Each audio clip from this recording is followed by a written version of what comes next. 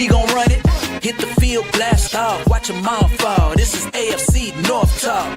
Got me hype, it's about to be a touchdown. Got the Ravens, Steelers, Bengals, and the Browns. Are you listening? It's time to get it hype. Tune in when the season poppin'. Yeah, we going live. Ay, knock 'em out. Ay, first down, going hard. Yes, indeed.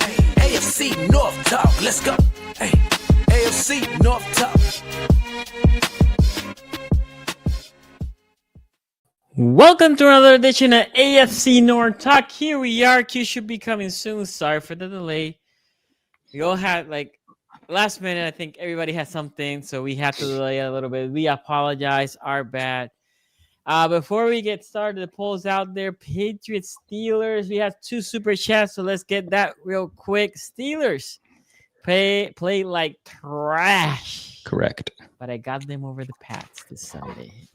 And the 188 also says Pitt over New England, Baltimore over Detroit, Green Bay over Cleveland. GB is a town here too. So for a moment, I was going to say the town thing. And Minnesota over Cincinnati. Very interesting. The battle of Browning and Wentz. What a time to be alive. The Prince. Yeah, look, my wife told me this one time, and I cannot not see it anymore. She said, Carson Wentz looks like Prince Harry. Oh, a little bit, yeah.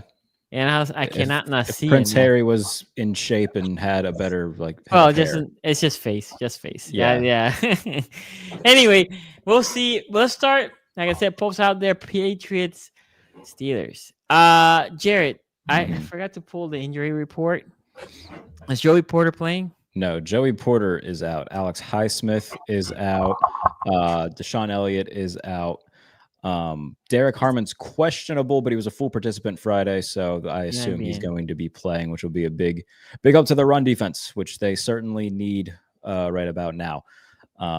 That's going to be the biggest thing for them is the matchup between Steelers defense and then trying to slow down Ramondre Stevenson, Travion Henderson, and Antonio Gibson, who had a kickoff return touchdown against Miami this past week. So they got a good trio of backs. All of them play, some sort of role in that offense and on special teams. Those are going to be the biggest X factors in terms of skill guys to watch out for New England. Drake May had a nice game against Miami last week. He threw 2 touchdowns, ran for another. And offensively, New England's been a solid unit through the first 2 weeks. They're 12th in the league in EPA per play. Just for context, that's 1 spot above the Eagles. So, efficiency-wise, their offense has been pretty good. Week 1, they had some mental errors where it prevented them from executing and left some points on the board against Las Vegas. But week 2, really nice game offensively from them. Scored, I think, 33 on the Dolphins. So, there's a game where I have talked about it all week in terms of just the bad history that the Steelers have against the Patriots. They've only beaten them in New England once this century, and that was 2008 when Matt Castle was the quarterback. That sounds so dramatic when you say it like that, this century. It's true. It's the only time they've won in New England since the beginning of, since 2000. The last time they did it before that was 1997. So it's the Patriots.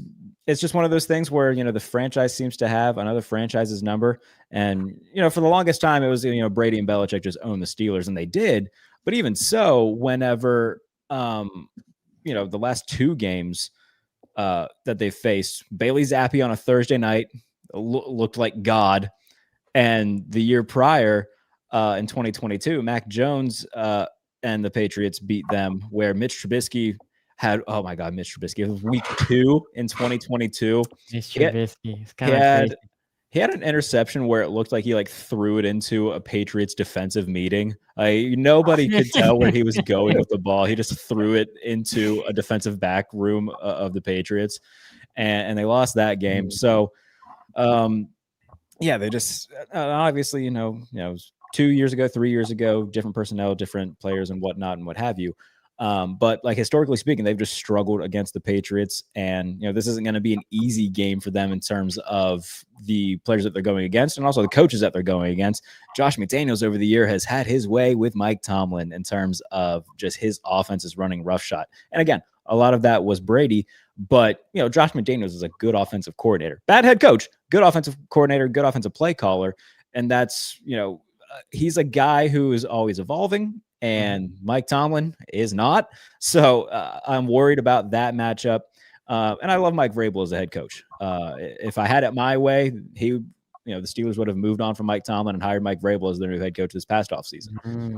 So I think that Vrabel's a really good head coach, a proven winner with an OC and Josh McDaniels that is going to get the most out of his offense, even if the personnel in terms of receivers aren't going to blow you away. Kayshon Bouttie's had a good first couple games. They got Matt Collins there, who they brought over from Buffalo, Pop Douglas as a solid contributor at receiver, a good pair of tight ends. And offensive line wise, they played well as well. Will Campbell, the first round pick, has looked good through 2 weeks. So yeah, it's not going to be an easy challenge. The Steelers have a lot to clean up. They're one of the worst tackling teams in the NFL, but their saving grace is that New England's horrible at tackling too. So if they can get some of their good, like yards after catch guys, good after contact guys into space, if they just feature a heavy dose of Jaylen Warren, both in the backfield and as a receiver, rather than giving, 8 touches to Kenneth Gainwell that Kenneth Gainwell doesn't need. I would love that from a running back perspective. Christian Gonzalez is questionable this game. That's going to be a big factor as well for the Steelers. If Christian Gonzalez plays against DK Metcalf, that's not going to be, not to say that DK Metcalf won't have his fair share of wins in those reps, but it's going to be a tougher challenge than going up against Carlton Davis, who, talking to my good friend Nick Faribaugh from Penn Live on Believe in Steelers, pointed out DK Metcalf has had a lot of success against Carlton Davis throughout his career. So that's a matchup that would instantly play into the hands of the Steelers if Christian Gonzalez can't go. I think he's going to play. So, they're going to need some other contributions from Calvin Austin, Jonnu Smith, Pat Freiermuth got to catch a ball that hits him directly in the hands if he has another opportunity 40 yards downfield again.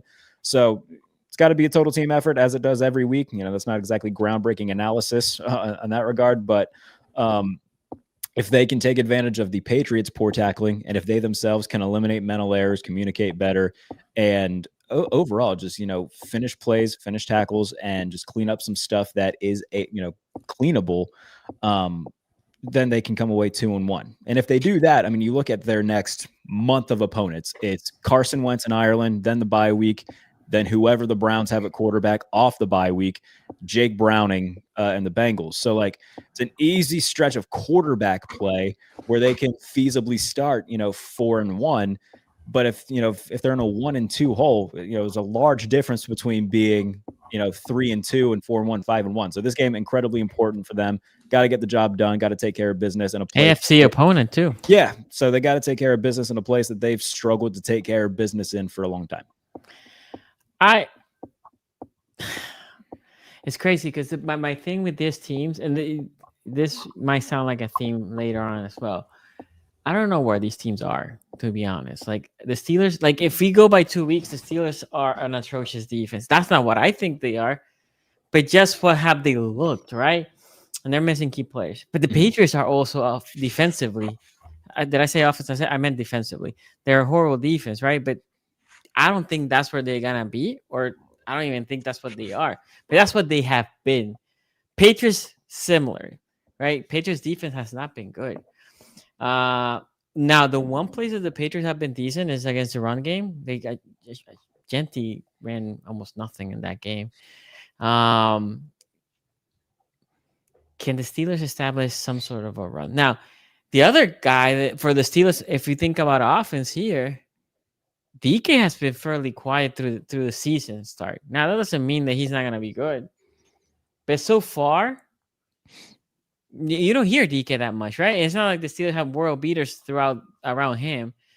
So if Christian Gonzalez makes DK had another quiet game, I don't know. My take is not looking horribly about him needing another good receiver to I would like them to do what they did a little bit more in week 1, which is, and again, this is Nick Faribaugh pointed this out, made a really good point on Believe in Steelers. Everybody go listen to Believe in Steelers if you're a Steelers fan. But when they moved him around in week 1 and got him in the slot and gave him opportunities to get yards after the catch, I think doing that a little bit more rather than just keeping him stagnant and Cliff Kingsbury, Terry McLaurin Terry McLaurinizing him would be for the best. Because in week 1, it worked a lot. They had a screen pass on the second drive from Rodgers to DK, and he got 32 yards on it. So like stuff like that, where he can get the ball in his hands quick, he can use his size and speed to his advantage. And just feel good about getting a catch, But I don't disagree. I completely agree. But I don't think that's what you pay DK to do. Like what you're saying here is what you will say about a Bateman, right? A guy that is good, that if you put in certain situations, he can thrive.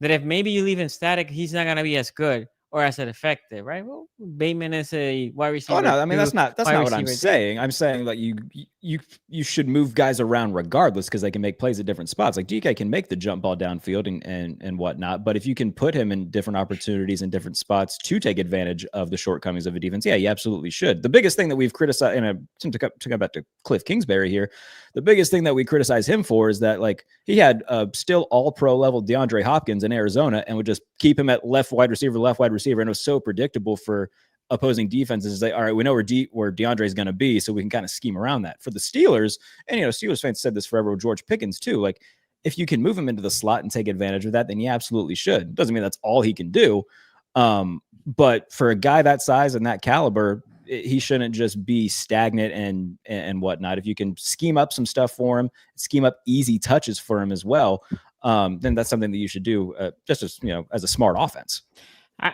Okay, I got you. I just say, I guess Sonny never has had a $30 million receiver, but if we ever get a $30 million receiver, what you're saying is what I expect from my tier 2, tier 3.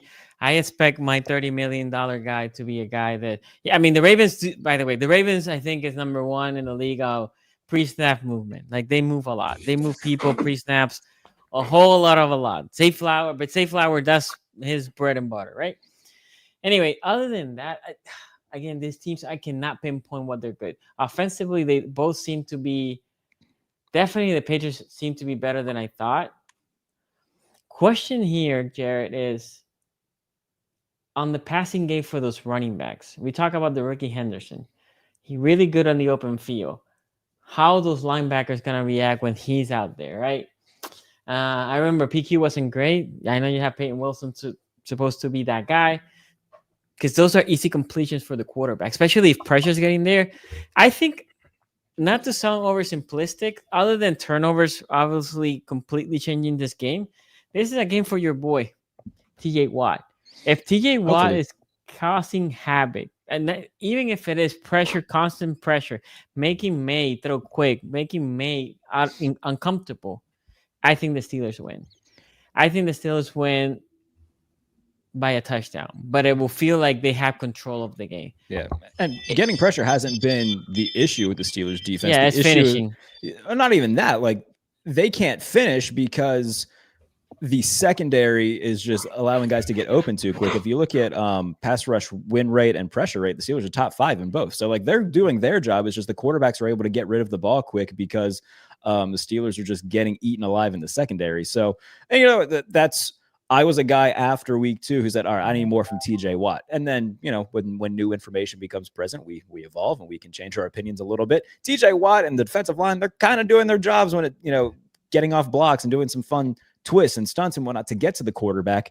It's just the guys behind them are allowing guys to get open where it doesn't matter, because Sam Darnold and Justin Fields were getting rid of the ball right away because guys were open. So if they can get a little bit of help from the secondary, then I think that we'll see guys get home and make some plays. Matchup wise, who do you think takes Henry, the tight end? I would assume Peyton Wilson will, and then they'll let PQ kind of be the guy who lives a little bit closer to the line of scrimmage. Okay. So we'll see. I think that's where the Patriots can exploit, right? Tight end, running back. That's the matchup I think the Patriots have. Or, maybe Jabril Peppers, they go a little bit 3 safety stuff and bring in Jabril Peppers to kind of do some of that underneath stuff. I would love that. Big pick 6 or something for Jabril Peppers. That would make me happy. Even though he wears a Guardian cap. I'm not making fun of people who wear Guardian caps. It's to protect your brain. They just look like shit. It's okay to say it's okay to say both. I know people get like really butthurt when you point out Guardian caps look stupid. They get on their high horse. And like, actually, if it protects the fuck off. I agree. It's good, but they look dumb. Both things can be true. I agree. Yeah. Okay. You know what? I'm gonna go against the norm here. I'm gonna go I don't want to do it because I predicted both games to be the Steelers win, and they haven't looked good. And now this is the game they're gonna be killing it. I'm actually gonna go Patriots since the history says that they're gonna win in New England. I'm gonna go Patriots last minute field goal. Ace. Yeah, I think, on the surface of this game, before I kind of got into the analysis and everything, I thought it was a foregone conclusion that, this is a Steelers victory. But I think the closer you look at it, it's not that simple. Jared just rattled off all of those names on the Steelers defense that are hurt, right? So that's a big aspect of the Steelers defense that's struggling. They're also not healthy at this moment.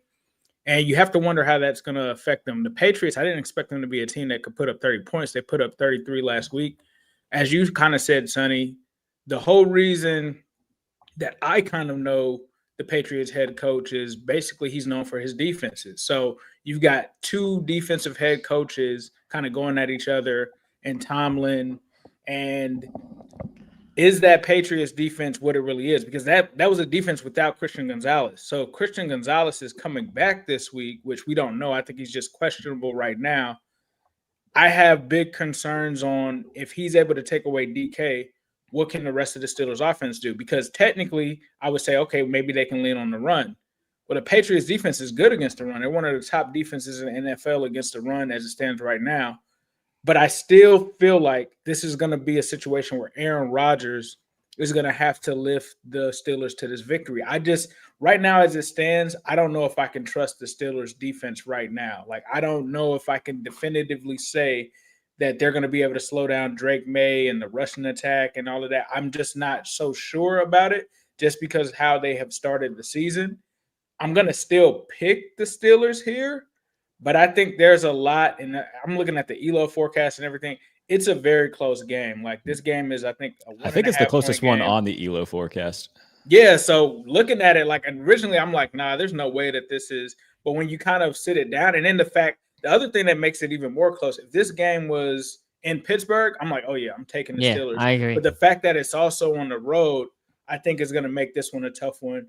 I'm still going to take the Steelers. If like you just said, Sonny, if the Steelers don't win this one, I don't know how much I'll be taking the Steelers going forward.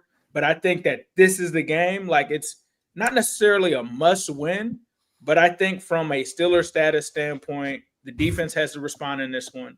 And I think that the Steelers have to get out of this game with a win because they shouldn't have lost the Seahawks game and they shouldn't lose this Patriots game. So I'm going to take the Steelers slightly in this one. I'm going to say that they're going to win this one by 1 point. I'm going to take the Steelers. I'm going to go 25-24 Steelers over the Patriots in this one. But this is a game where it could go either way. If the Patriots do win this game, I won't be surprised. So you don't take the Steelers -1.5. So take the Patriots, what you're saying. I would take the points. Yeah, if you're a gambler, I'm definitely taking the Patriots points on this one. I'm actually going to pick New England. I picked them to win this game before the season started, going game by game. Yeah, it was just historically speaking, the Steelers aren't good against New England. Hopefully something changes. That I would happily be wrong.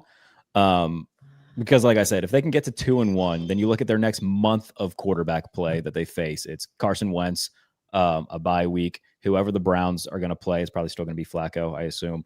And then Jake Browning. So they can get a win here, then they could be looking at a 4-1 start. But if they're 1-2, there's a large difference in being 1-2 and being 2-1. So important game. Hope I'm wrong, but historically speaking, I'm probably not going to be. So I'm going to pick New England.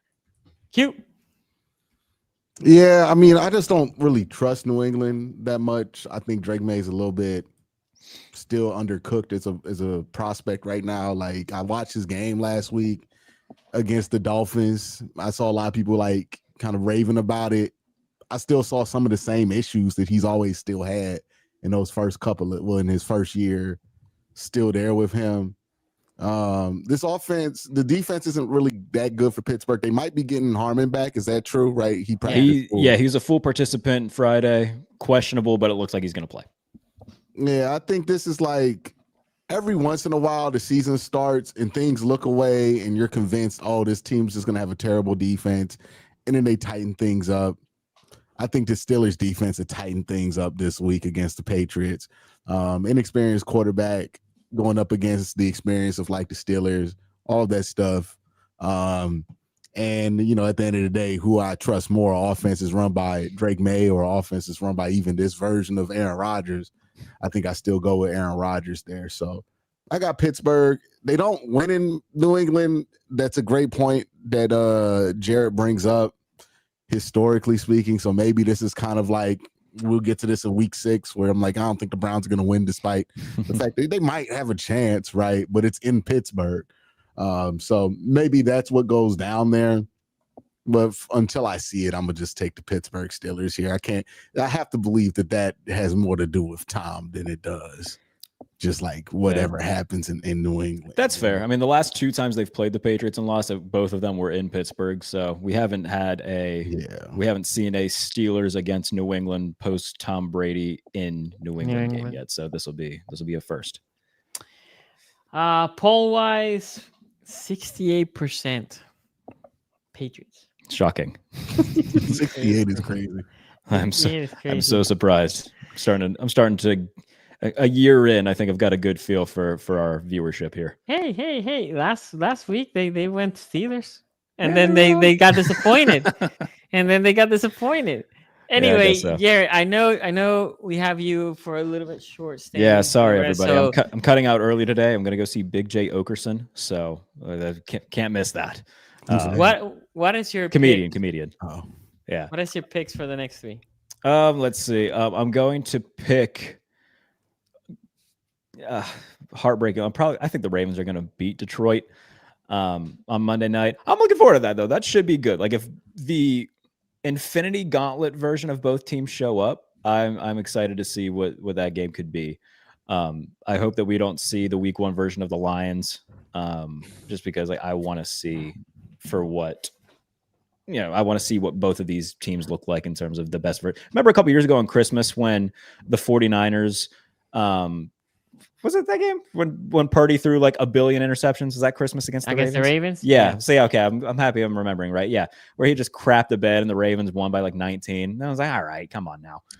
So hopefully we get a good balance. Last time these two played each other, though, Baltimore blew the doors off the Lions. So I'm about to say, like the Lions, they're kind of like the Ravens, but worse because they get super lemon booty in these big games. They do, and I think a lot of that has to do.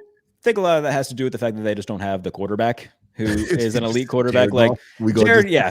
He's kind of. I think Jared Goff is the new measuring stick. A few years ago it was Tua, but we know Tua sucks now. I think Jared Goff is becoming like the measuring stick. Where it's like, yeah. If you got above this, you can win a championship with them.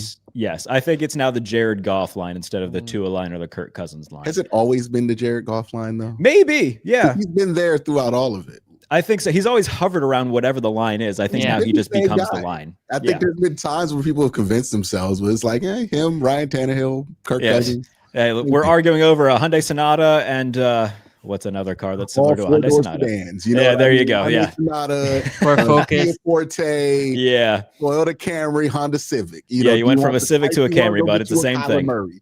Get you a Mazda 3. That's Kyler Murray right there. Okay, so you're going with the Ravens. I'm going with the Ravens. Yes. Browns, Packers. Green Bay. Whatever Micah Parsons is going to do to Joe Flacco, it's not going to be nice. I'm going to take the under in that game. Crucially, I think Green Bay. 43.5 is the. So I'm going to go like Green Bay 23-10, somewhere in that range. Okay, and the battle of the backups. I'm going to lean Minnesota. Prince Harry. Yeah, I think that we saw, and look, it's an apples to oranges comparison here, of course, but I think seeing what like Sam Darnold was able to do in the offense last year, like I was the last driver of the Carson Wentz train, by the way. Like I was the guy when he went to Washington. I was like, oh hell yeah, this is gonna work. It did not. Oh, okay. I drove that train like all the Steelers guys have a. Remember Tony Heineke? He was like all the way to the end. Every Steelers guy has their favorite backup, very far conservative quarterback in Carson Wentz's mind. Is he? You're talking about politically conservative. Yeah, the politically conservative. Yeah. Which is very funny that he's in like blue is all blue state Minnesota now. That's just silly to me. I mean, you just need a job. That's the thing. Yeah. So I'm gonna go with the Red State Rifle, Carson Wentz Red State Rifle. Well, you need to keep in mind though, the Dakotas cheer for Minnesota. He's from the Dakotas. Oh, that's true. I didn't think about that. Yeah, The that's a Coop good is- point. But yeah, I mean, I think Carson Wentz and just the roster of the Colt is in Vikings, Iowa. the defense of the Vikings as well, I think is going to play a big. Like Flores sending all his blitz looks at Jake Browning, I think he's going to have a seeing ghosts game. So I will go with Minnesota to beat Cincinnati. You still trust Carson Wentz more than like the field at Right. this point? Because I can't get with you on that one at No, all. me neither. Like, Well, I what's the trust field? Like, if you give me like another guy, I can probably tell you if I trust him more I'm than that saying guy. that Jake Browning is the Yeah. fifth is random any quarterback. It's like, yeah, I'm taking any quarterback over. Yeah. No, I mean not any quarterback. There's a lot of But bad most quarterbacks. quarterbacks. What happened last year when he played He played in last one year? game. in played Kansas last City? year? Yeah, Was it like an With- embarrassment or something like that? he played with all of the Chiefs' backups against all of the Broncos starters. Of course, he looked like So does ass. Pat every week. I watch what Pat plays with. I'm not arguing that Carson Wentz is Pat. Like, I think he's a good backup. I would take him certainly over like no Sean evidence. Clifford. Were you taking over Rudolph?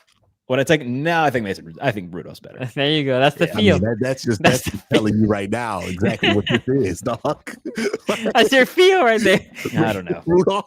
I don't know. Actually, you know what? I don't know. I think they're very comparable. Where they're Jake Browning ain't better than Mason Rudolph.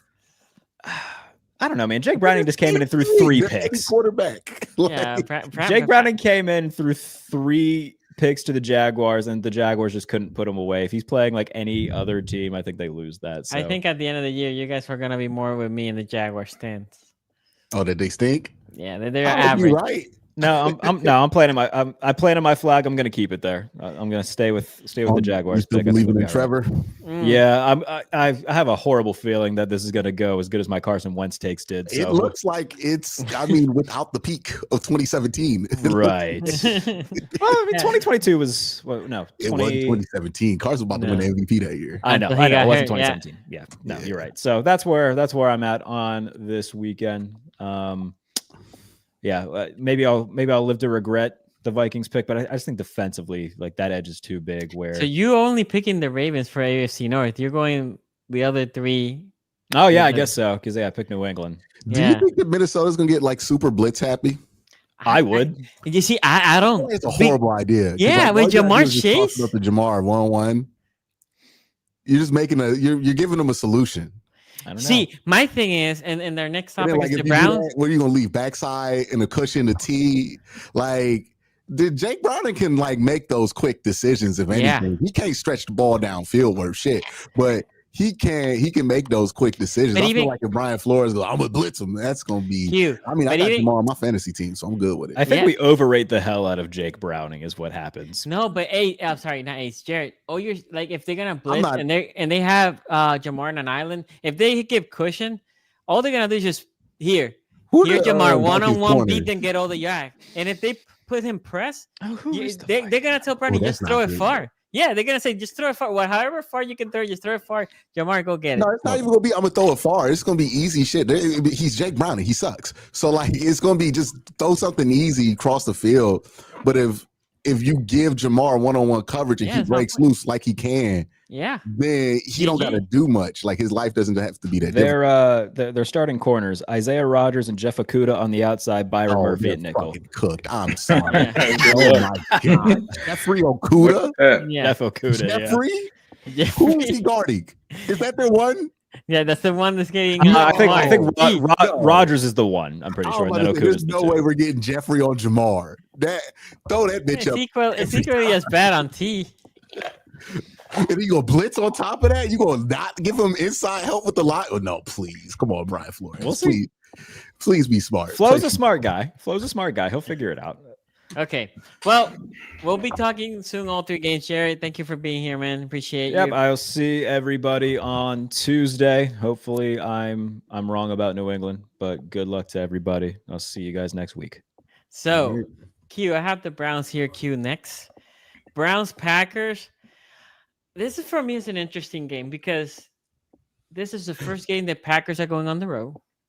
It's not the opener for the Browns, right? Or is it the home opener? No, Cincinnati. was Yeah, so- Okay. But the Packers had looked really good for 2 games. Had to face a defense like now I say Browns have been looking great. Again, people say, well, the Ravens put 41 points. Context matters. These 41 points were not created all equal. I mean, the Ravens offense put up 17 points from true possessions and like 24 off short fields, right? Yeah. And it was not even 24. I think it was -7 because one of them was a Roquan Smith. Yeah. Fumble return for a touchdown. 34 points offensively and the 7 points from Rowe. Yeah. 7 point defense. But my point is, this is the first time I think that the Packers are going to have a defense that can put pressure, constant pressure on Love. Mm-hmm. What do you think is going to happen, Q? I think if there's any opportunity to catch Green Bay on a trap game, this is going to be the opportunity. This is a trap. The big question here, because they also play, they go to Dallas next week, right? That's going to be one of the biggest games of the season. So there's no way they're not thinking about that. Coming to Cleveland, it's a road game. Also, another thing to consider, the Browns' defensive line is real. They're going to get pressure, I think, at a higher rate than Jordan Love's played against. And Jordan Love might be without almost all of his weapons here, right? Jaden Reed is going to be out this game. Tucker Kraft hasn't practiced since he got injured in practice. He might be out this game, right? No Christian Watson for them. So they got Matthew Golden, right? Of all their wide receivers, and Dattavion Wicks. So less weapons to attack the specific weakness of the Cleveland Browns, which is that slot corner position where Tucker Kraft would have been utilized. Now, I wonder if this might be one of them weird things where it benefits them, because if they were going to utilize Tucker in the slot a lot, that would have allowed us to play Grant Delpit a lot more than like a Cam Mitchell, and we would be cool with that trade-off, because we don't want to put Cam Mitchell out there much more than we have to. But if this allows the Browns to live in base packages more often, put less DBs out there, more safeties, then they'll be in a better position to attack, because that's how they want to play. Like the Micah Parsons part of it, yeah, it's going to be an issue. But the thing with Joe is Joe's not taking a ton of sacks right now, right? Like he's getting pressured. He's not great when he's getting pressured, but if it's just one guy that's getting the pressure, they can handle that pretty well. And the question here is, are the Packers going to feel the need to blitz to get pressure? Because you start blitzing Cleveland, that means you're leaving Njoku up. That means you're leaving Harold Fannin up. You're allowing our tight ends to do more work here. So I'm very interested to see what the game plan will be for a team like Green Bay in this one. I don't know how the Browns offense is going to show up, right? I thought they were okay in the Cincinnati game, right? Like, really just got sold by special teams. Only reason they didn't win that game. Week 2 against Baltimore, that was different. They looked horrible, but honest to God, the Ravens also just looked spectacular in that game. So it's like, I don't really know what to take out of it. Was it all Baltimore? Probably not. The Browns obviously didn't execute at a high enough level to be competitive with them.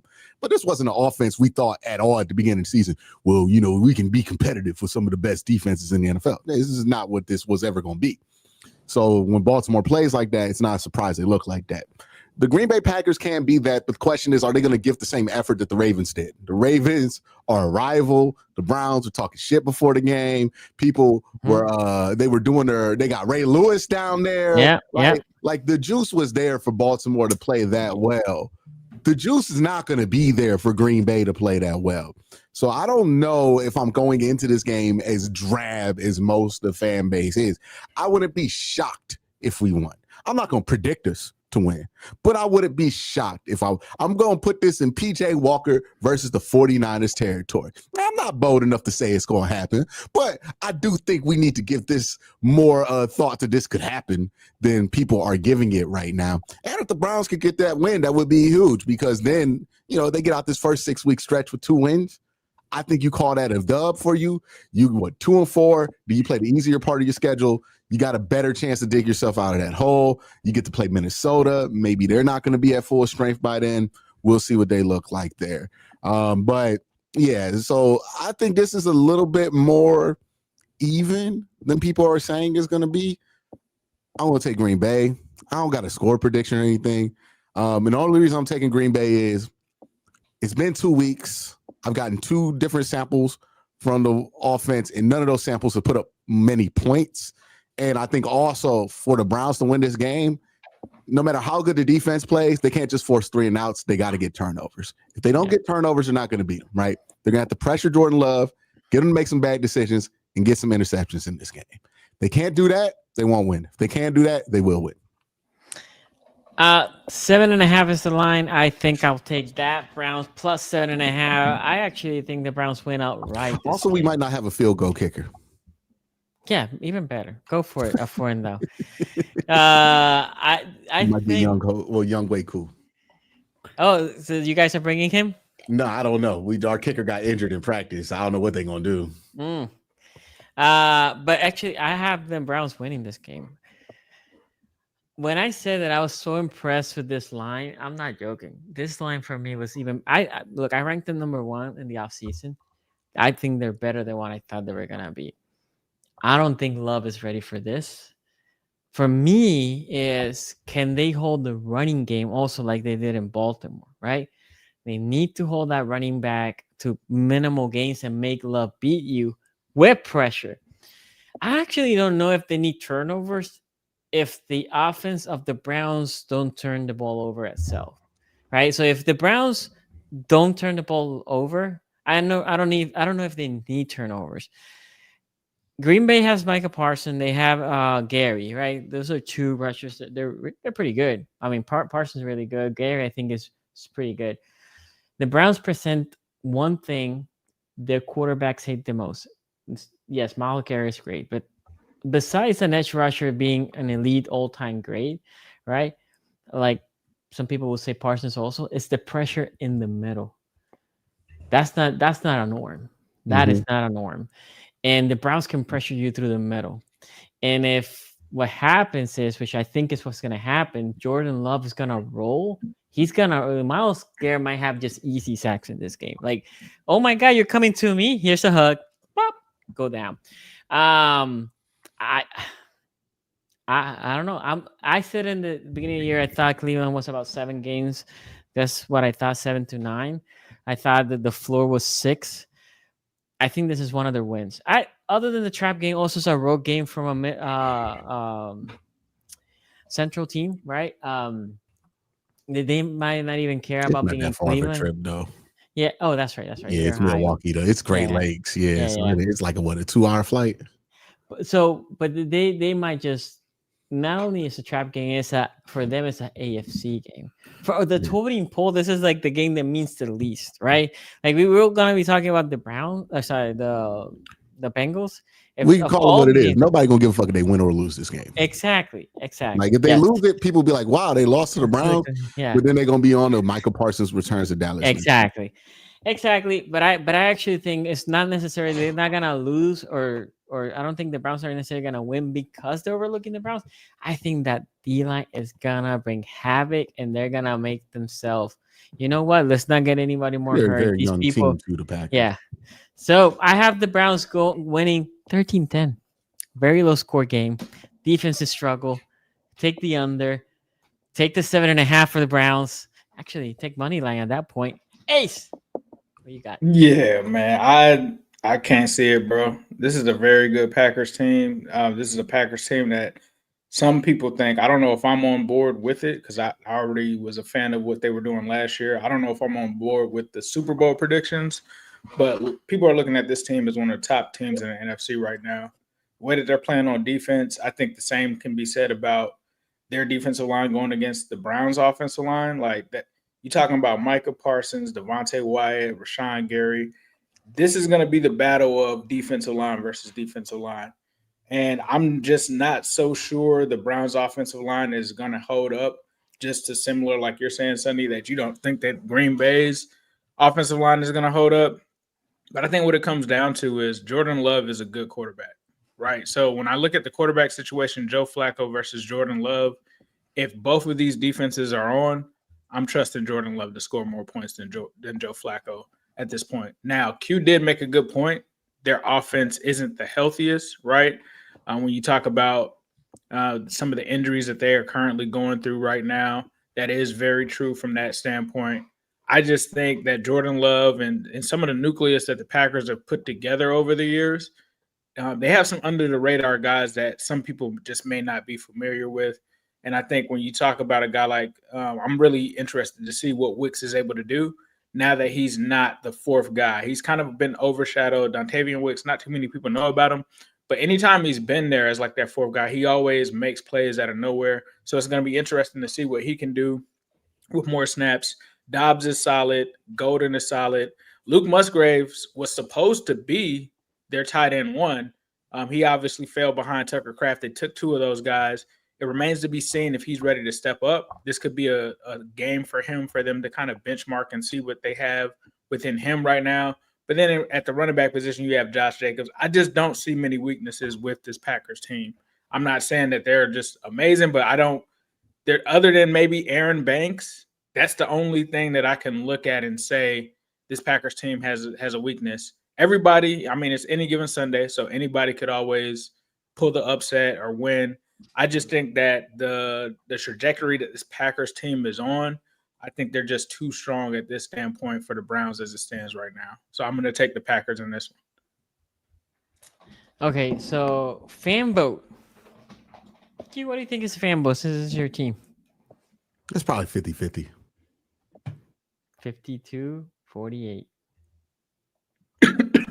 Okay, let's talk about the battle of the backups. Minnesota, Cincinnati, Ace. Real quick before we get into that. Go ahead. Hey, man, do you know Trevor Lawrence has looked like how he's looked with 82.5% of clean pockets in his dropbacks? I didn't know that. That's disgusting. Ooh. I did not know that. Ooh. Again, people tell me I'm crazy because I think the Jaguars I don't think they're trash like a 1 or 2 win team. I think they're about a 6 win, 6 to 7. They're not the Titans. I mean, they're gonna. Yeah, when you say 6 or 7 wins, you got to think about it. How many is that? How many people in their division? What is it? 6 divisional games? Yes, their division isn't good, bro. That's why I have 6 is because of the division. I don't know, but so you don't think that they can at least get majority of that 6 or 7 in their own division? They don't look better than the Colts right now. Now the Texans look crazy. Okay. The Texans look, but the Texans are better than them. Yes. Yeah, there's no doubt about and that. they play each other this week, so this is a week for the who Texans. Else is in that division? You don't want to know the other one. The Titans. I don't know. Division games are like weird because like a shitty team will get one on you if you're not that good. You know what I mean? Like. Right. I don't know, man. The Texans, CJ Stroud hasn't looked the same. That's the issue. It's like the Titans look lack of talent. They just don't look talented. Mm-hmm. The Jaguars look fucking incompetent. Yes. And incompetence lose you more games than lack of talent. I've seen it too many times. Like this is incompetence at this point. You kept clean that often 80% of the time. And you're not having a outlier statistical run. At the quarterback position, that's insane. He's thrown 2 interceptions out of clean pockets. Yeah, I never believe in this guy. 3 interceptions. Yeah, that's insane. This dude stinks. Yeah, I'm not gonna sit here and back up Trevor Lawrence at all. I think they'll win more than 6 or 7 games just based off of the division and what they look like. That division is horrible, bro. I agree. The division was trash. I'm not so sure the Texans are better than them, especially like that offensive line and how CJ Stroud has looked. Like CJ Stroud is kind of on a similar. You think the Texans aren't better than them? I don't think it's that. I think it's clear cut. They've been to the playoffs 2 years in a row. Last year, the Jaguars were losing to Deshaun Watson. How much better is CJ Stroud than Trevor Lawrence? Like CJ Stroud has not been good. Way better than Trevor Lawrence. But he hasn't been good since his rookie year. Last year, his first 2 years of his career are better than anything Trevor Lawrence has ever done. I agree. We're talking about success, able to get through the play with 2nd round appearances twice in a row. He's better than Trevor Lawrence already. Yes. I would rather have him than Trevor Lawrence. The biggest problem that the Texans have is O-line. O-line in Texas and I mean, look at what CJ Stroud's numbers are this year. Through 2 games, 395 yards, a touchdown, and an interception. He's just better than Trevor Lawrence, and Trevor's had clean pockets 8 times out of 10. Ace, 8 times out of 10. This man got a clean pocket. He can't do shit with it. The good thing is they play each other this weekend. We'll see. The Texans thing, I was wondering what they were doing when they got rid of all of the linemen. I don't think it's a good strategy. I don't. I agree with you. I don't know why. That was almost kind of like roster suicide because they were supposed to be on a kind of pace where this team was supposed to be the next like Bengals, Joe Burrow, them adding everything. They had the rookie contract so they can stash all of these people around them. Similar thing to the Commanders right now. I thought it was supposed to be a similar thing. They just don't look good right now. We'll see who wins. Jaguars not done the same thing, but worse. I like I think the Jaguars have a better thing though. Like they traded all those picks. They still have a better line, though. Dude, they don't even know how to use right now. They got a better line. They have a better line. It doesn't even matter that they have a better line. My man threw 2 interceptions last week versus the Bengals. All I will say is, does. And honest to God, Joe Flacco's interceptions were way more excusable than his. I know Joe Burrow made it look easy in 2021 with a really bad offensive line. Dog, that line, and it was already bad. Like they might sack that kid 70 times this season. And I don't think anybody. CJ Stroud, yes. I don't think there's any. All cool and all, but like Trevor's not good. That's the problem. Yeah. I don't think Trevor is amazing. Good, I would buy it. Like I got you. Trevor's had a good offensive line, and he's bad right now. Yeah. Like what am I supposed to do with that? He's got a good run game. And he's bad right now. He's got everything a quarterback needs. 2 highly invested wide receivers, a great offensive line that is keeping him clean. Running back. ETN is running like crazy. But I also hold on, let me finish. Higher than like 20% higher than what is number 2. Number 2 is like at 66% clean pocket rate. He's at 82% clean pocket rate. And he has a great run game with 2 running backs he can rely on in the red zone. And my man is still mediocre. But I still think that they win more games than the Texans. If Tua was doing this right now, we would see it for what it is. He's just not good. But Trevor does it. We still like, I don't know. He might be better than CJ. That's wild. I think that they are very close to each other, my brother. Like Texas scored 9 points. To each other for 3 years. They scored 9 points. Texans offense scored 9 points in the first game, 19 in the last game. I don't like that. The Bengals had a clean pocket and scored 27 points, and that Bengals defense is not the most impressive defense on earth. And they played the Panthers. Yeah, that's their win. And the Bengals, they haven't put up 40. But in the Panthers game, for those teams that are not really consistent, those are games that they don't just close out. They had no problem closing out the Panthers whatsoever week 1. Yeah, so they lost this game against the Bengals, but you also have to take into account Cohn is a first-year coach. If we're gonna talk about the Browns missed the field goal, in the Bengals game. We can't talk about Cohen not going for the field goal. Yeah, no, Cohen is trash. If he goes for that field goal, they probably win the game. So I can't say they're possibly a 2-0 team. I think Cohen is going to raise the floor of Trevor Lawrence higher than CJ Stroud with no offensive linemen are going to be. What evidence is there that Cohen is raising anything with this guy right now? He looks worse than he did last year. We saw him do it with Baker Mayfield. We saw him do it as the offensive coordinator with the but their offense is better. The Jags' offense is good. The Tampa Bay Buccaneers have. We've seen him get here in what? Brian Thomas Jr. looks worse. They look directionless with Travis Hunter. And then you're looking at Trevor Lawrence. He's played two teams that might be in top 10 pick territory, right? 2 of the worst defenses in the league right now. And I don't know, bro. They play each other. They scored 26 and 27. Liam Cohen right now. They scored 26 and 27. They're not like a bad offense. He's their head coach. He's a good coach. He's able to scheme stuff open. Trevor Lawrence is making mistakes. Did Carolina let Arizona get 40 last week? I just feel like they're going to end up finishing the 27 season better than 27. Texans are 0-2 right now. Texans are down bad. I just think I don't think the Jaguars should have lost that game to us. So I can't sit here and say the Jaguars are this bad team that is worse than the Houston Texans right now. I think we'll see this weekend. I think but there's a long range between they're this bad team and being worse than the Houston. Why are we acting like the Houston Texans have been a 3-win team the last 2 years? They've been to these second rounders. They've done more. They won the than division. I don't see it happening years. this year. Like, what I are we don't see it talking happening about? this year. What are I we do not. talking about with the Texans? They've been don't to the see it happening playoffs this 2 year. years in a row, got to the second round, and we're acting like they're not a good football team anymore. Like they don't. They have lost their entire line. in the fucking close out. Jaguars. They lost their entire Yeah. line. So to close out, let me say this. They with lost this their example. entire brother. offensive line. This is the thing. This is the only thing I will say more than the teams, because I do agree with your points of the O-line. You guys know I love good. They don't O-line. have Joe Mixon for like It- 7 it- weeks. Like I But- don't think But that they're going to the be one that same thing team. I'm gonna tell you, Ace, you're saying the CJ Star's not as good as, or they're about the same. I think they are very similar. I Yeah, think I'm gonna first say when they came CJ in, Stroud, but people were like, "Oh, Yes. CJ Stroud." Like y'all have seen the memes, But my where it's point- been like CJ Stroud since week 2, and it's that dude that looked like CJ Stroud. Yeah, we're not gonna yeah. act like we're not No, seeing I got those you, but memes Ace- out Oh yeah, there. there's been What- memes against CJ Stroud. Okay, My bad. I but didn't this is factor that this in. is the only thing I'm gonna say is if you think about Trevor Lawrence right now offensively, he has everything that you need to be successful. Good O-line, good running back, not only on the rushing side, he's good on the catching side out of the backfield, right? Good receivers.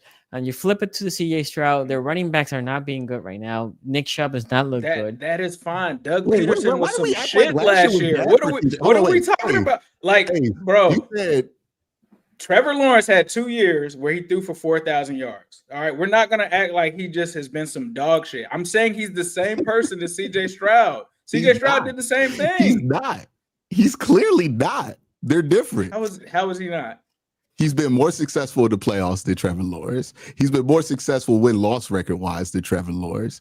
He's been more consistent than Trevor Lawrence. Like, you Okay. can say He's- that his he's ceiling ain't regressed, that bro. high, but he's been consistently better than Trevor. Like, Trevor's had one meaningful season in his whole career. So if he's not better than him this season, then what? 'Cause He's I don't not think he's better on than a him right trajectory to be now. better. You said CJ Stroud is not better than him No, right I'm now? saying No, Trevor Trevor Lawrence Lawrence. isn't better than Yeah, I CJ Stroud don't- right now. I don't agree. See, I Right don't know now, what through CJ 2 Stroud weeks you've of the seen the season. first 2 There's weeks. no compelling argument to say that Jacksonville has the better quarterback than the Houston Texans. There's just no compelling argument. How other is there than no you want it to compelling be true. argument? CJ Stroud is not the same CJ Stroud. If we're talking about CJ Stroud from his rookie year, sure, but he has not been that this season. This season Trevor he has hasn't been good. worse than that. I don't You're- think you're he keep making has. the I don't argument think he because has. You keep ignoring the You're fact that talking Trevor about an doesn't look offense good that too. scored 9 points week 1. Ace, And you're Ace, talking stop about talking another about offense CJ that Stroud. scored Talk to me 19. about what Trevor Lawrence He's looks the like right now. quarterback. Like, you keep moving to CJ Stroud because you Because can't you're saying defend CJ Stroud how is Trevor has better. looked against the Panthers. They have and the both looked Bengals. not that great. I can't compare two quarterbacks that And then haven't you're looked sitting here great. telling me the and say that one offense is isn't better. looking great, but then you're like, well, Liam Cohen's going to elevate him. Where's the evidence? He scored 27 points in both games. Okay, we're going to ignore everything else that happened, though, right? So no, we're going to put red zone context. interception. That don't matter. Okay, Well, Yeah, but I mean, like, so Cool. so for a team, so have 3 you been, interceptions. We you have cool been on a that. team, Well, you've been on a fumble. team that has We cool struggled with to that. score 20 points. You're gonna say 27 is easy for anybody to put up in the league? Because it's not. I'm saying 27 in a game where the Bengals throw 3 interceptions is pretty feasible if you're supposed to have a great quarterback and a great offensive coordinator. What are we talking about, Ace? against a bad defense. What are we talking about? I don't know what we're talking about where we're What are acting we like talking CJ Stroud is about, still man? that guy because he's not. I'm not Well, talking about at- CJ Stroud At this anymore. point, we're just I saying think that they're he's pretty bad. similar to each other Where right is now. this- I where think they're has this pretty similar. dedication to Trevor Lawrence I been think they're born pretty from? similar. I think they're very similar right now. I think you think swap Trevor them out, Lawrence got to it's a similar actually thing do either way. something in his career before we can start comparing him to quarterbacks who've actually consistently won in the playoffs. That's all I'm Didn't saying. he win in the playoffs? He beat Justin Herbert. He won He, once in he the beat playoffs Justin Herbert. when the Chargers collapsed on themselves. And we all talked about how the Chargers collapsed on themselves. We weren't watching that game like, oh my God, Trevor Lawrence, look at it. We were like, the Chargers collapsed on themselves. But he That's won the the one playoff game. win. He's got That's a it. playoff win. That's it. CJ has 2 And less Okay. time. in like 2 years. And he's not going to the playoffs for this year. 2. If Hey, you want to bet that, my we man can 1 bet that for right 5. now. You He's can not bet going that's this 2 for year. 2. Okay. He's not We can going move this on. year. Okay, He's yeah. not Let's go to the next game. Let's go to the next game. This is a fun debate, but let's go to the next game. Before that, we have a super chat here. Dragon, the Abandoner, whatever. Thank you for the super chat. Cleveland 24, Green Bay 21. How about them? Fever Q, they pulled that game out. Shut up. Oh, you're a Dreams fan? Okay, I didn't know that. Yeah, But okay. Indiana basketball teams have terrorized me this season. Okay, I can't wait till 2026. And then Voldigar here. Shout out to you, man.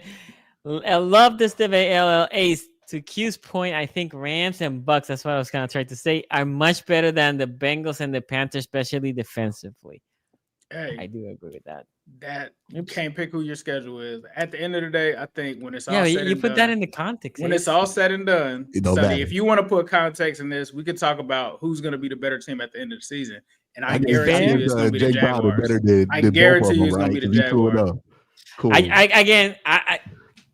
When the records were 0-0, I didn't believe in the Jacksonville But that's Jaguars. the other context, guys. You guys are talking like Jake Brown is some guy off of the street. He wasn't. I'm not saying He's a guy that's played with those guys before. No, That came into the game. I got you. I actually you're agree talking with you. about Ryan Finley came into the game. How are the Jaguars losing this game? You're talking about a guy that's I'm played saying in that if you're going to offense say the before. Jaguars are better than the team that have won the division 2 years in a row and been to the second round of playoffs 2 years in a row. I don't see that team. I see that team regressing. Hold on, because I'll let you talk.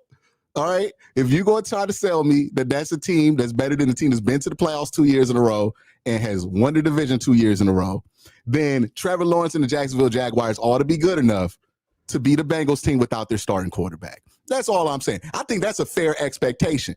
Like if the Browns are supposed to win their division, they played against Jake Browning and lost. Yeah, Jake Browning's not a bum or anything, but dog, we supposed to win the division. We can't beat Jake Browning. Like let's be real. Let's be real here. Let's be real about what just happened to the Jaguars. Did we see? Becoming of a division-winning team? We're just saying that everybody should just win every game. When the Ravens lost to the Raiders, I wasn't sitting there like, game, Ace. I'm not saying they should beat the Bills. I'm saying they should beat this team in that situation when they're supposed to have a franchise quarterback, two top 10 picks at wide receiver, and this they're a young team that's supposed to be a genius, and you get 3 extra possessions because Jake Browning throws interceptions. That's the case. They're a young team though. They're a young team with a rookie head coach. Oh, now the coach is the downside. You just told me. What I'm saying is he's in that situation when he's like, I'm not going to take the field goal. Those are issues that some new coaches don't know. They don't realize, hey, he wasn't going to take the field goal in this situation. Because he was going to unlock Trevor on 4th down, right? That's what he's going to do. You said that the Browns should have made the field goal. Why are we not saying that for the Jaguars? Because I'm just not understanding that. That's why. Like you said what? Why? But he should have. And everybody is saying if he would have kicked the field goal, it would have won the game. The reason they didn't win. If they kicked the field goal, do they win the game? Yes or no? Okay. Let's keep it Let's keep it there. Joe Burrow did throw 3 interceptions and the Browns lost that game. If the Browns caught 3 interceptions on Joe Burrow and missed because of a field goal, I'd be saying it's our fault. It's not up to the kicker. Like I said, bro. All I'm gonna say is, at the end of the year, I think the Jags are gonna do better than the. And that's the good thing. Time will tell. With Jake Brown, that's all I'm saying. Interceptions. Okay, that's all I'm saying. We might have to add Jaguars Texans to next week. Apparently, we gotta do a water bet with this too. Okay, so let's talk about Bengals Vikings. Ace, this is the battle of the backups. This is the. Is it in Minnesota, right? Yeah. It's a lot of crazy talk kind of going, like we're comparing Carson Wentz to Jake Browning. I think we haven't seen Carson Wentz in years. No, he played last year. He played trash. He played in like that game where the Chiefs basically just choked it over and just handed it to the Broncos because they didn't want to play the Bengals. But I mean, like, this is Carson Wentz. This is not somebody that has. It's not like we're talking about Andy Dalton, this dude has been currently active, has been playing games year after year after year. And the other thing is Jake Browning hates the Vikings. Like the last time that we played them, it's a chip on his shoulder because they cut him. And the last time that he saw them at home in Cincinnati, that was what he yelled at all of the cameras. They shouldn't have cut me. So if anybody who has motivation, I think going into this game to want to win it, it's Jake Browning. I think from that standpoint, the other thing is, we've seen Jake Browning in this offense before and how it's changed. So this is not something new that the Bengals have to get used to. They did something with him a couple of years ago. There's going to be more under center. It's not going to be as much shotgun. And guess what? He still has Jamar Chase. He still has Chase Brown. He still has T. Higgins. He still has all of these weapons in the Bengals offense that he can go to, which when you have a solid backup quarterback and you bring him in against all of these weapons, you're still going to be able to score.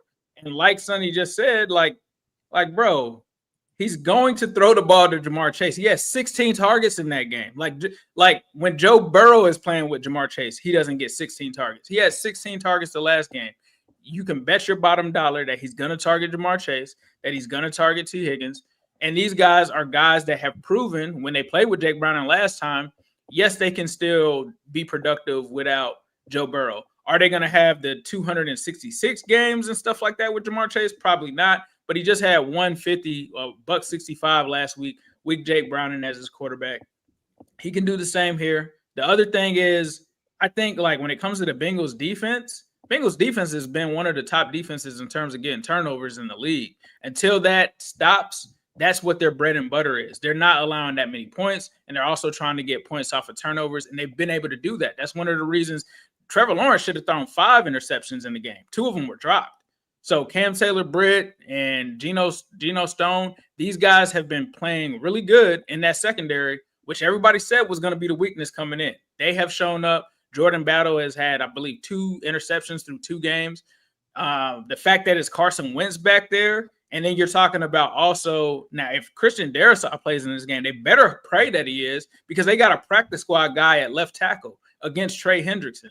So I think that the Bengals defense is going to have an advantage here for sure from that standpoint. And I don't know what the Minnesota Vikings is, what they are offensively. I mean, of course, they got Justin Jefferson, but of course, you're going to double him. Somebody else outside of Justin Jefferson is going to have to beat you. Jordan Addison's not there.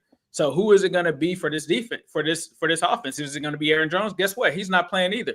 So I have a hard time seeing the Minnesota Vikings beating the Bengals in this game. And I get it. They're still good defensively unless you look at PFF. PFF got everybody on their team in the orange and red.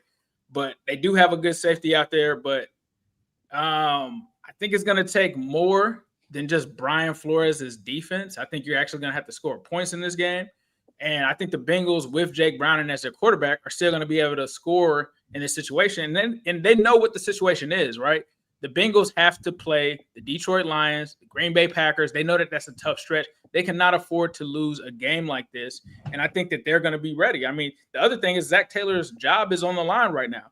The guy that's coaching for the Vikings, I mean, you got Carson Wentz as your quarterback. J.J. McCarthy's hurt right now. Most people thought J.J. McCarthy was trash anyway, so you kind of got a mulligan for this season for however good you do. And, I mean, when J.J. McCarthy's been in there, all due respect, I would have rather played J.J. McCarthy because J.J. McCarthy has not looked good within this offense. So expecting that Carson Wentz is going to go back to like 2017, I just don't see it in this game. I think that the Bengals are going to win this one comfortably, at least by like a score.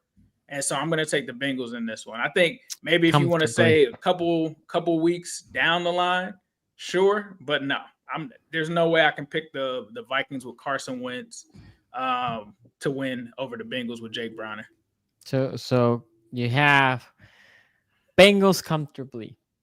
I have to second that, Ace. Yeah, I said by a score. Score, I think they win comfortably by 1 score. Yeah, I agree. No, I was gonna say the same thing. I think this is a game, not a blowout, but it's a game that it feels like the Bengals control and they control it from kickoff all the way to the end. I have them by 10.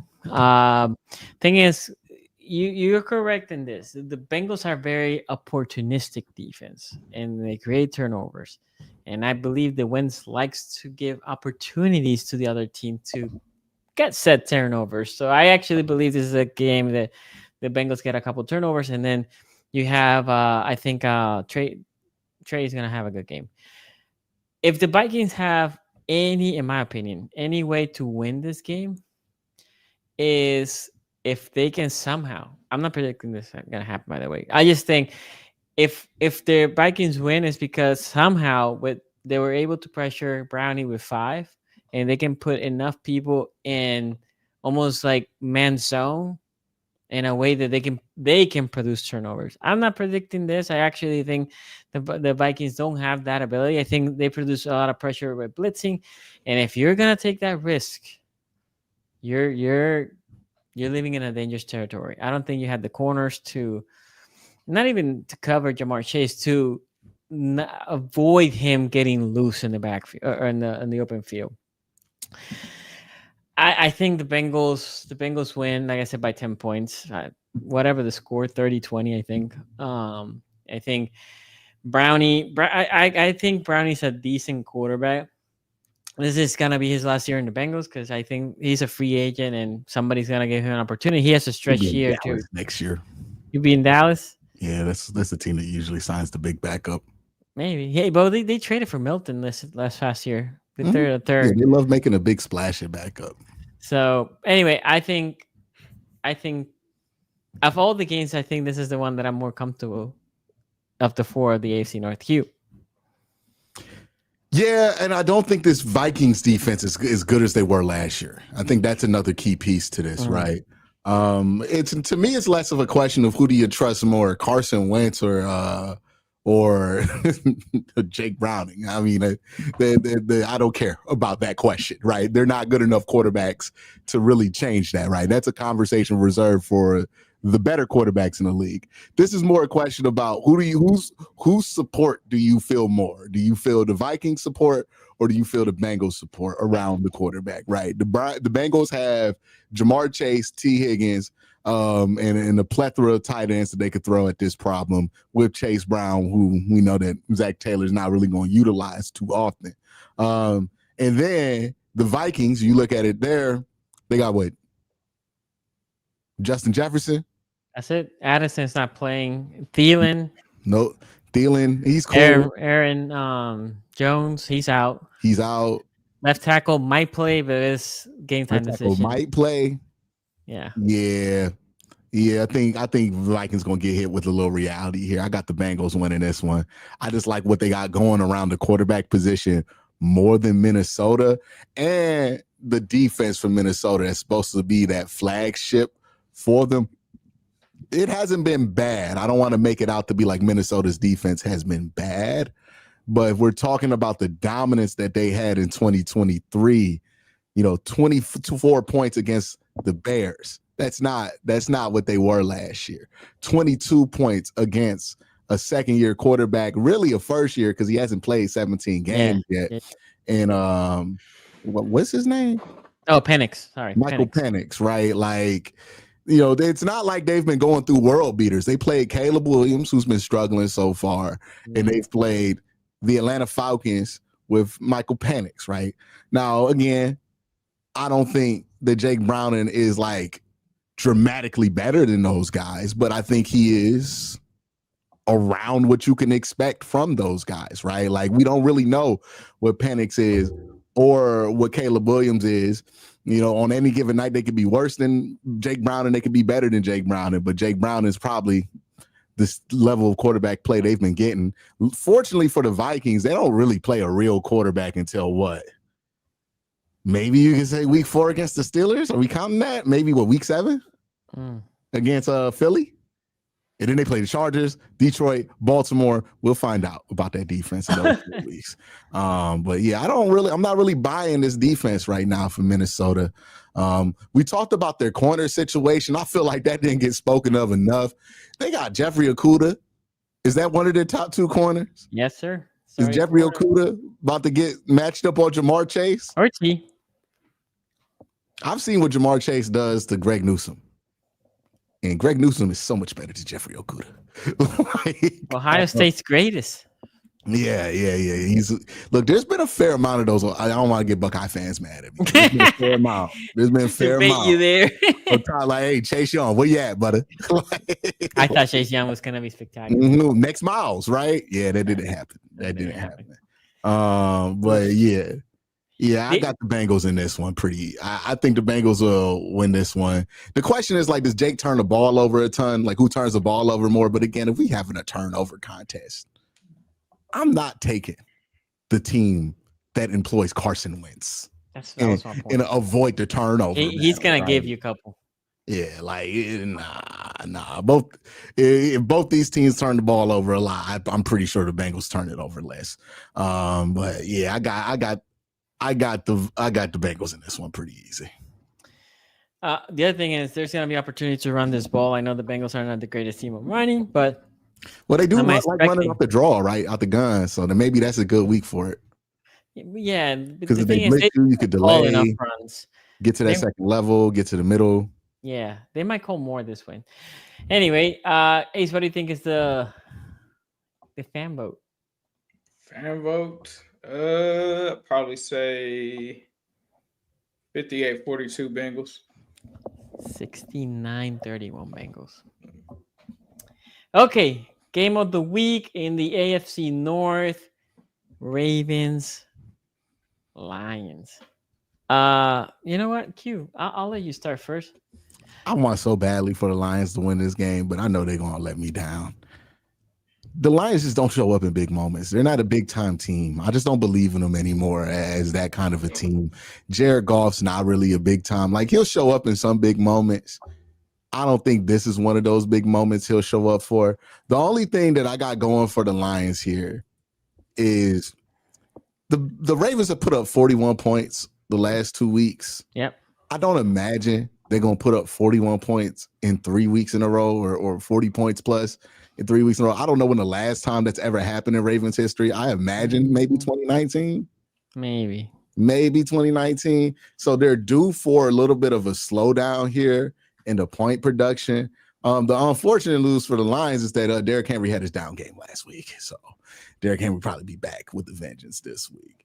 The real question with the Lions is like, how 2019. Huh? 2019, they put 45, 49, and 41. Yeah, I knew it had something to do with that damn 2019 season. But how did that end, Sonny?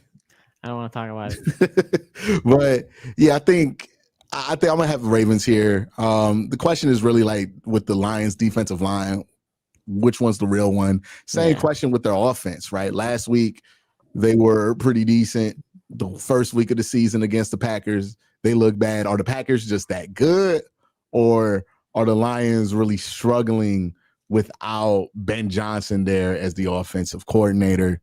That's another question to be answered. What they put up? They only put up 25 against the Bears. I thought they put up more than that. No, they put 52. 52. Okay, 50. I was late. Yeah, 52. Jared Goff is gonna have 2 great games in a row. I'm just nothing about this is making me feel like the Lions are gonna show up, man. I'm sorry. This might be a Ravens. This is gonna be a game that's gonna favor the Ravens. Okay. That's all I'll say. Yeah, I'm taking the Lions in this one, man. I think that Lions offense is on fire right now. They came out slow week 1. I don't know if I could say that the Baltimore defense is legit until they play an offense like this. So you're talking about Sam Laporta, you're talking about one of the most underrated receivers in the league. I think he's actually top 5. Amon-Ra St. Brown, Jahmyr Gibbs, Jamison Williams. Baltimore had a hard time with the Buffalo Bills, who have nowhere near as good of offensive talent. They have a better quarterback, but not the weapons that the Detroit Lions have. And I think the Detroit Lions made a statement last week, but I think that they have to keep it going to kind of set this season off for them. So I think this is going to be a high-scoring game. I think Baltimore and the Lions, whatever the over is in this one, I think you should take it. I think both teams are going to exchange and go back and forth. I know the last 52 time and a this half, happened, by the way. 52 and a half over under. I know the last time this game happened, I believe the Ravens just beat them. It wasn't even close. But I think this one is going to be a little bit different. Yep. Monday night. It's going to be an exciting game. I think this is going to be one of those game of the years. I think it's going to be in the 30s for this one. It's going to come down to which offense executes the most. Be interesting to see what Baltimore decides to do with this one. They haven't kind of been on that control the clock kind of stuff that they traditionally have been on because they've been able to score quickly.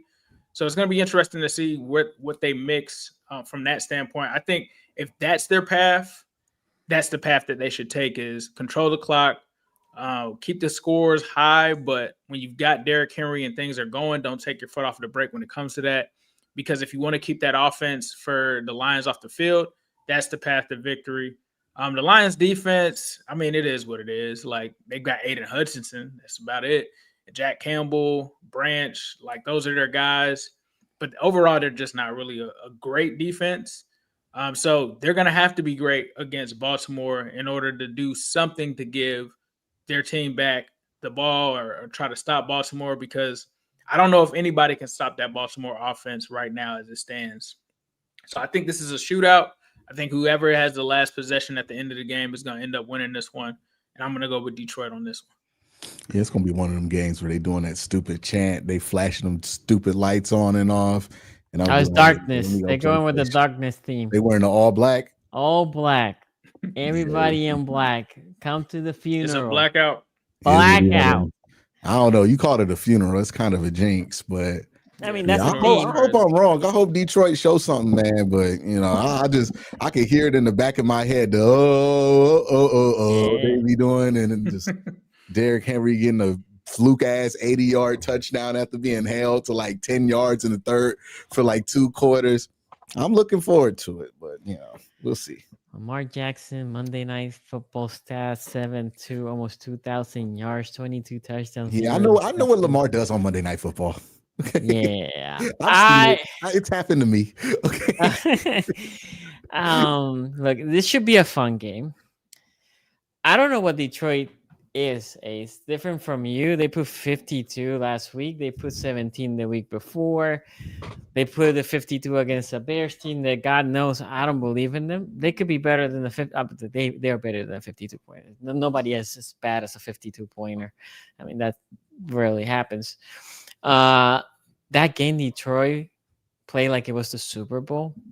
You're winning by that much. The backup never came in. They wanted to prove a point to Ben Johnson, right? They definitely play in a different mood.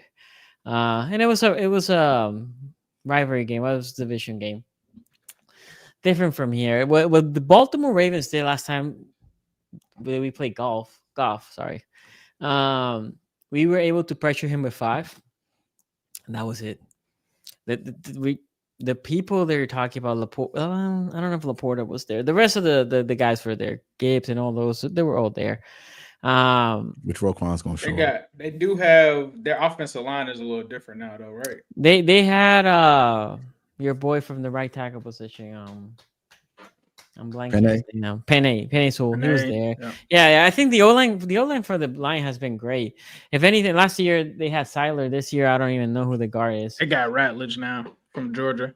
Oh, I like him coming out of the draft. Yeah, is he what, center or guard? No, he's right guard. Ooh, they gonna send on them sim pressures.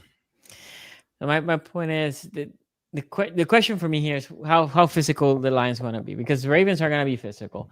And when we played the Lions last time, they were a more finesse team. And when we apply physicality through the corners, through the safety, through the D-line, they weren't ready, right? They were not ready. Back then, we did not have King Henry. We did not have Henry in that game. Again, the game was 2 years ago. So that is the question here. What are the Lions? I'm not sure. If they're consistently that 52-point team, when we played them, they had Ben Johnson. So they came to Baltimore just destroying people. I guess the physicality. And it's not in Detroit. It's an away game. So the crowd's going to be crazy. Again, Blackout is just one of the marquee games. They had one like that, and they had the Purple Rise. That's another game. They're like not only home games, they're like feature games. It's going to be a fun game. But that's my thing. I think this is the game that I can definitely see Goff being rattled and throw the pick. And similar to what I talked earlier with Green Bay, that if a point, what we did with the Lions last time was we were so physical. There was a point that you saw they didn't, how they were super aggressive, always going on 4th down. They stopped trying that, right? Because at the end of the day, this is not a game that it matters in the grand scheme for them. It's not an NFC opponent. I think the Ravens win. Monday night for Lamar goes crazy. Also, NFC opponents, Lamar goes crazy. They're not used to seeing a guy like Lamar in the NFC. Or it's like the less the game matters. And again, Lamar is. No. I think it's the NFC. Now the question I do have this with the Browns. they said, in my opinion, the Ravens took the route like the Browns are playing hell of a defense in the front. We're not gonna even try the read option because they're gonna expose Lamar to getting hit unnecessarily, right? Lamar tried one attempt. That was it. With Buffalo, that was not true. With Buffalo, they were putting the normal running scheme, right? Read option. That Henry was gashing them, not against the Browns. I think they go back to that. I think they go back against the Lions to read option. I think the Ravens have shown offensively they're more consistent than the Lions so far in 2 games. And they have played teams that, people, the Bills, they're considered good. And then the Browns, in my opinion, defensively, a top tier team. So I might be completely wrong. Maybe the Detroit Lions was a fluky bad first game and they're just going to be world beaters from now on. I have the Ravens. By 10 in this game, winning by 7, late field goal, putting it by 10 because I don't think they want to live like they were with Bills. They were just letting them there. I think they're going to try to always be up by 10 in this game. But yeah, I have the Ravens. I think the Ravens and Lamar Jackson take care. I think Henry has to bounce back. I think you said it correct. It's hard to see Henry having 2 back-to-back bad games. And defensively, I think they got embarrassed. Look, we can talk about, for example, the Vikings offensively, how they have been bad for 7 out of 8 quarters. The reality is people want to talk how bad the Ravens were in that first game. No, they were atrocious in the 4th quarter. The defense have been good for 7 quarters out of the 8. Now, that 1 quarter was atrocious. So the question is, can they go back to that 7 quarters? Or at some point, they're going to revert back to that last quarter against the Bills. That is important to know. I believe they're closer to that 7 quarter than there. There's a good challenge. I think Detroit still presents you 2 really good backs, good tight ends, good receiver. I'm excited for this game. Health-wise, Marlon was banged up, but he came back. Matabuke was banged up. I think he was limited today. Pat Ricard looks like he's going to be out again. Other than that, I wish Fahalele ain't playing, but he would be there. I have the Ravens. So let me see the fan vote here. They have the Ravens. Well, damn, 76-24. Ravens. The honeymoon's over for the Lions. Yeah, I mean, losing 2 coordinators is not easy. I'm not gonna lie. Losing both coordinators ain't easy. Yeah, you've been through that. Yeah. Losing 2 coordinators is not easy. But I mean, like even before they lost the 2 coordinators, there were questions. There were some questions there. I think that the Lions, they're really good against bad teams. They hammer them. Like they like what the Ravens did against the Raiders last year. That wouldn't happen to a Lions team. They're bullies, right? They're front runners. They can beat the teams they're way better than, but when it comes to teams that are as good as them, they tend to struggle. Okay, well, that will be it. We'll be back here on Tuesday, recapping everything that happens, and we'll see how the North fell because this is no any AFC North playing against each other, so it's definitely gonna be interesting. We'll see you next time. Peace out. Everybody.